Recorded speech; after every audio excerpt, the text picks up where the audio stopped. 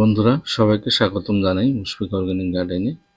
নতুন বন্ধুদের কাছে আবেদন রইল আমার চ্যানেলটিকে সাবস্ক্রাইব করে নেওয়ার জন্য এবং নোটিফিকেশনের জন্য বেল আইকনটি অবশ্যই প্রেস করে নেবেন। বন্ধুরা, এই দেখতে পাচ্ছেন আমার বাগানের এটি একটি পিংপং লাঙ্গন গাছ। এখন মে মাস চলতেছে, আমার এই গাছে ফুল আসা শুরু হয়েছে। দেখতেই পাচ্ছেন অনেক ফুল এসেছে। তো এই ফুলগুলো আমরা কিভাবে যত্ন করলে ফুল থেকে আমরা অনেক ফল পাবো তা নিয়ে আজকে আমি এই ভিডিওটি বানিয়েছি। শেষ পর্যন্ত দেখে নিন, তাহলে বুঝতে পারবেন কিভাবে আমি পরিচর্যা বা যত্ন করি। তো বন্ধুরা, এই পিংপং লঙ্ঘন একটি খুবই মিষ্টি লঙ্ঘন, খুব স্বাদ এবং এর হেলথ বেনিফিট অনেক। তো এই লঙ্ঘন গাছে যখন ফুল আসে বিভিন্ন ধরনের ছত্রাক এবং বিভিন্ন ধরনের পোকার আক্রমণ হয়ে যায়। তো সেই ছত্রাক আর পোকা আমাদের গাছের যে সমস্ত ফুল আছে সব ফুলগুলো ঝরিয়ে ফেলে, ফলে আমরা গাছের মধ্যে আর কোনো লঙ্ঘন খুঁজে পাই না। তো সেই জন্য আমাদেরকে পরিচর্যা করতে হয় ভালোভাবে, সঠিকভাবে। তো কোন সঠিকভাবে বা ভালোভাবে আমরা পরিচর্যা করলে আমাদের ফুলগুলো ঝরে পড়বে না, তো দেখতে থাকুন বন্ধুরা। ফুল আসার পর সাধারণত যে ছত্রাকটি আক্রমণ করে সেটি হলো অ্যানথ্রাকনোজ। এই অ্যানথ্রাকনোজের আক্রমণ হলে আমাদের ফুলগুলো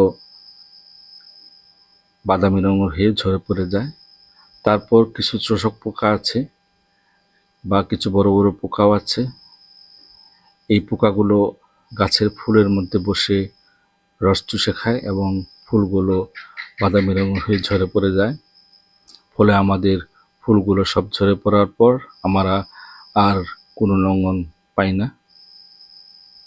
তো বন্ধুরা, ফুল আসার পর আমাদেরকে দুইভাবে চিকিৎসা করতে পারি আমরা।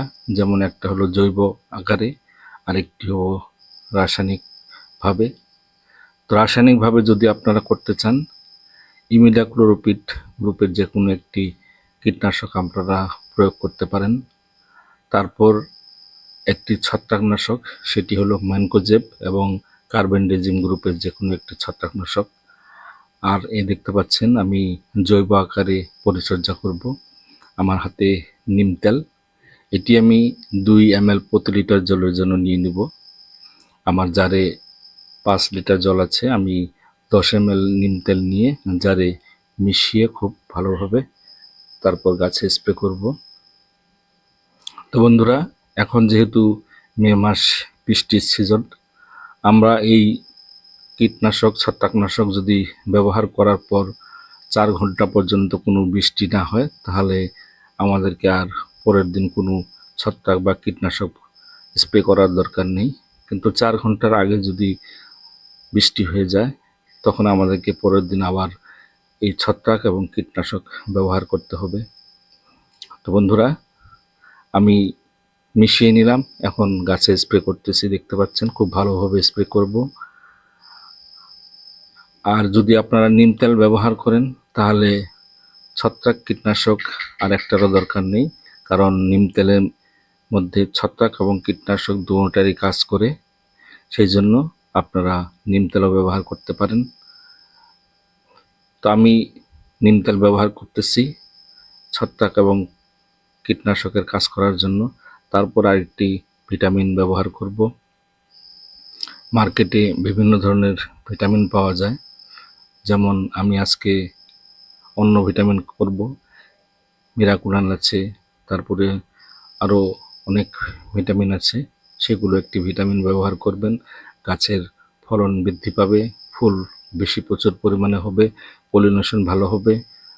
তো আমি মিরাকুলান বা অন্যান্য ভিটামিন ব্যবহার করব না, আমি এই অর্গানিক ভিটামিন দেখতে পাচ্ছেন এসেবিয়ান, এটি 2 ml প্রতি লিটার জলের জন্য নিয়ে নিব। নিয়ে আমি গাছে স্প্রে করে দেব। আমার এখানে জারের মধ্যে 2 লিটার জল আছে, তো আমি এখানে 4 ml নিয়ে নিচ্ছি। তো এইভাবে আপনারাও একটি ভিটামিন স্প্রে করে দিবেন গাছের পাতার মধ্যে। এগুলো আর ফুলে দেওয়া দরকার নেই, এগুলো শুধুমাত্র পাতার মধ্যে স্প্রে করে দিবেন। কীটনাশক ছত্রাকনাশক এই দুটি আপনারা ফুলের মধ্যে স্প্রে করে দিবেন। কিন্তু ফুল ফোটার পর আর কোনো স্প্রে চলবে না, কারণ আমরা যদি ফুল ফোটার পর স্প্রে করি তখন আমাদের ফুলগুলো ঝরে পড়ে যাবে, কারণ পলিনেশন না হলে সেই সমস্ত ফুল ঝরে পড়ে। তো বন্ধুরা, এভাবে আপনারাও পরিচর্যা করুন। তো আমি এখন এই ভিটামিন ডি গাছের পাতার মধ্যে স্প্রে করে দিচ্ছি। তো এইভাবে আপনারা, আমি নিম তেল ব্যবহার করার ঠিক 1 ঘন্টা পরে এই ভিটামিন ডি স্প্রে করে দিচ্ছি গাছের পাতার মধ্যে।